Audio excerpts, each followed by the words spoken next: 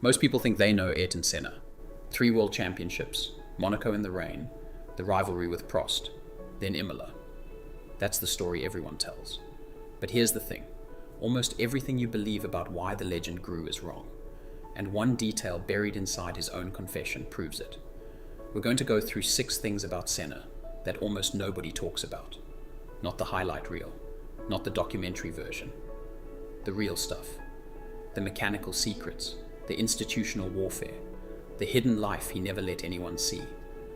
And the last one on this list is the one that actually explains why the legend is still growing 30 years after his death. I'll get there, but first we need to start with the thing that complicates everything else. Senna admitted to premeditated collision. In his own words, in a 1991 interview with journalist Nigel Roebuck, Senna admitted that he had indeed taken his rival out at Suzuka in 1990, claiming the blame lay elsewhere. Specifically, that FIA president Jean-Marie Balestre, a fellow countryman of Prost, had blocked his request to move pole position from the right side of the track to the left. And then he said something that most retellings quietly smooth over. He told Roebuck, "If pole had been on the left, I'd have made it to the first corner in the lead, and then we could have had a clean race. I said to myself on Saturday, if Prost beats me off the line, at the first corner I'm going for it, and he'd better not turn in ahead of me, because he's not going to make it." Read that again. He decided on Saturday, before the race started.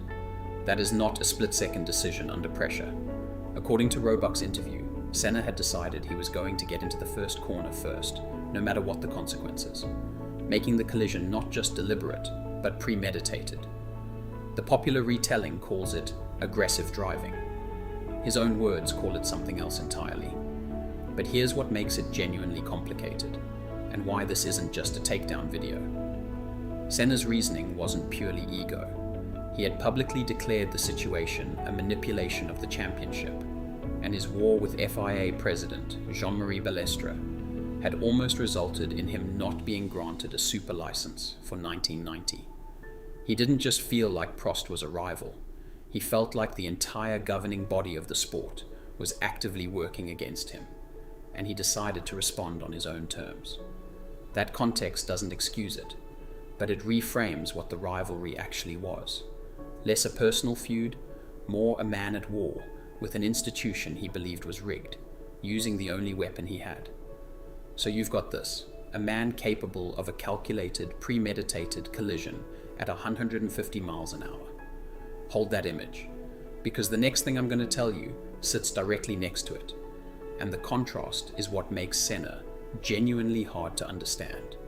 In 1992, at the Belgian Grand Prix at Spa, during practice, a driver named Eric Comas crashed heavily, and his car came to rest with the engine still running. Senna, who was behind him on track, stopped his own car, climbed out, ran to Comas, cut the engine, and held the man's head steady until medical crews arrived. He gave up his own practice session to stabilize a competitor he didn't know particularly well. The same man who drove into Prost on purpose ran toward a crashed car to save a rival's life. Both of those things are true, and they lived inside the same person. That duality is the thread running through everything here. Keep that in mind, because it's going to matter when we get to the end. Now let's talk about what actually made him fast, because the mystical version of Senna, the transcendent genius, the man touched by God, that version actually undersells how strange and specific his abilities were. Take the 1984 Dallas Grand Prix. The circuit was a street track in Texas. It was nearly 40 degrees Celsius, and the surface was literally melting and breaking apart under the cars. Senna, in his first season with Toleman, had fought his way back through the field after an early spin and was running fourth when he clipped a concrete wall and broke his drive shaft. When he got back to the pits, he told his race engineer that the wall had moved. Not that he'd made a mistake, that the wall had physically moved. The engineer, Pat Simons, went back to inspect the corner after the race, fully expecting to find nothing. What he found instead were concrete scrape marks on the opposite end of the block. A car ahead had tapped it, acting like a lever, pushing the front edge of the barrier approximately 10 millimeters into the racing line. 10 millimeters, less than half an inch. Senna had been navigating that corner so precisely, at such consistent tolerances, that a shift invisible to the human eye was enough to clip his car and end his race. He wasn't guessing. He had an internal map of that track, calibrated to a margin most engineers can't even measure accurately after the fact. This is what people miss when they talk about Senna's feel. It wasn't mysticism. It was spatial perception operating at a level that had no equivalent among his contemporaries. He didn't drive by sight. He drove by a 3D model of the track that lived inside his head, updated lap by lap, accurate to millimeters. When the geometry changed by an amount no one else would notice, he noticed, because his margin was that small. And that precision extended to his mechanical understanding in a way that's even harder to explain. Engineers who worked with him at Lotus described debriefing sessions after a single practice lap that lasted over an hour and 40 minutes. He could recall from memory the exact RPMs, the load shifts, the ride height changes at the entry, apex, and exit of every corner on the circuit. When early onboard telemetry became available and engineers compared his verbal reports to the printed data, the match was described as having absolute precision.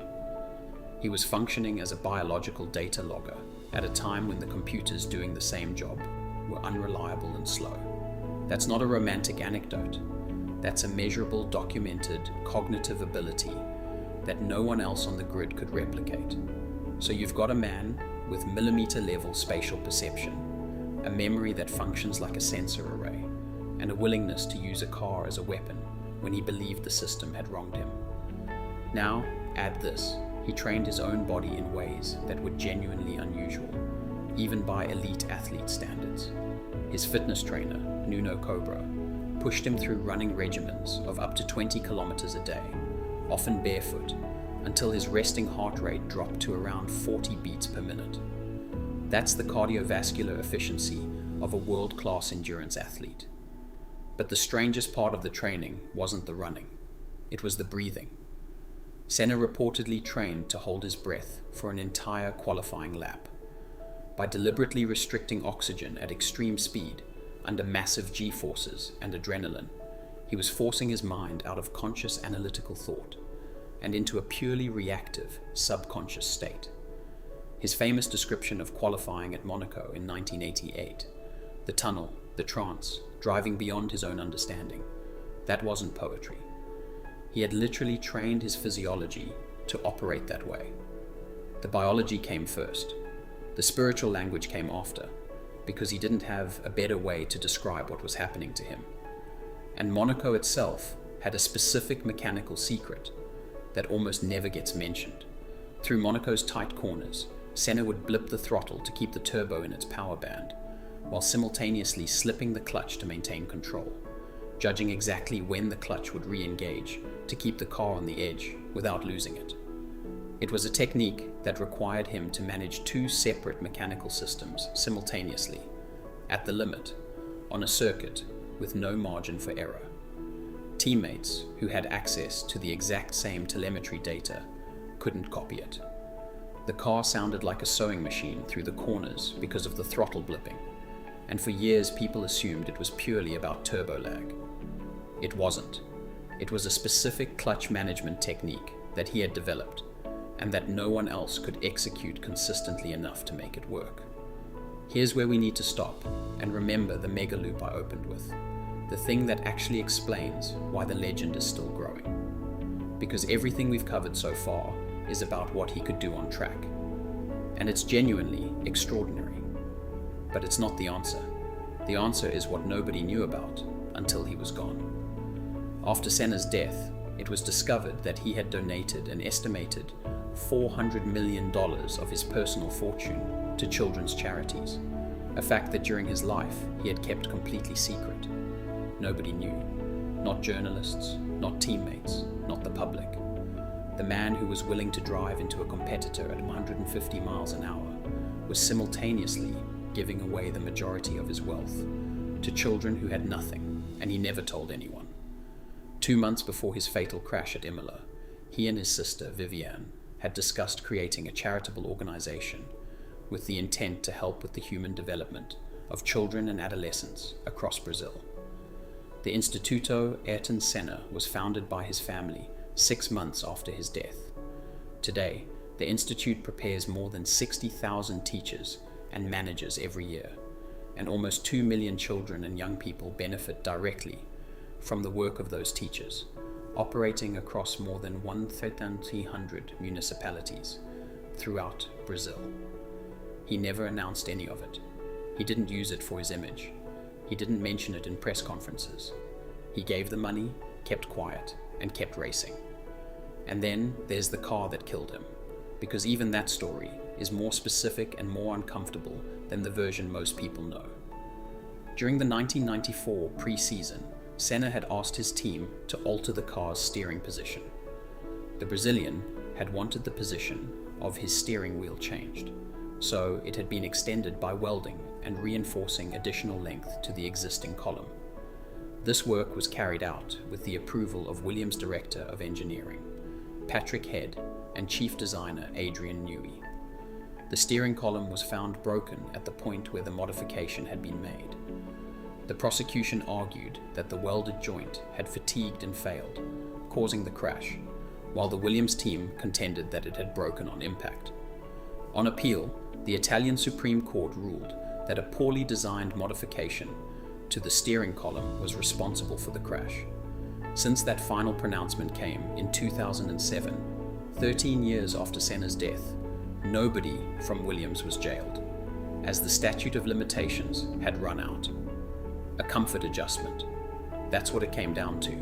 He was uncomfortable in the cockpit, the team modified the column, and the weld point is where it broke.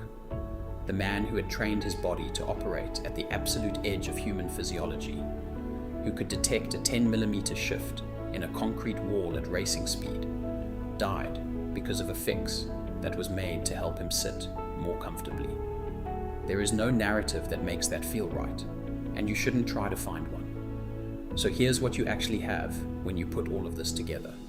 You have a man who admitted to premeditated collision, who also ran toward a crashed car to save a rival's life, who drove with millimeter precision and a biological data system in his head that outperformed the computers of his era, who trained his own cardiovascular system and respiratory control to push his mind into a subconscious state at 180 miles an hour, who gave away a fortune in secret and never mentioned it once, and who died because of a modification made to help him sit more comfortably in a car he was already uncomfortable in. The legend didn't grow because of the highlight reel. It grew because the more you actually look at Senna, the real details, not the documentary version, the more contradictory and strange and genuinely human he becomes. The mystical version of him is actually smaller than the real one. The real one is harder to hold in your head, and that's exactly why it keeps growing. If this changed how you see him, drop a comment below. I want to know which detail hit hardest for you. And if you want to go deeper on the technical side of what separated drivers like Senna from everyone else, the next video is right there waiting for you. It's worth your time.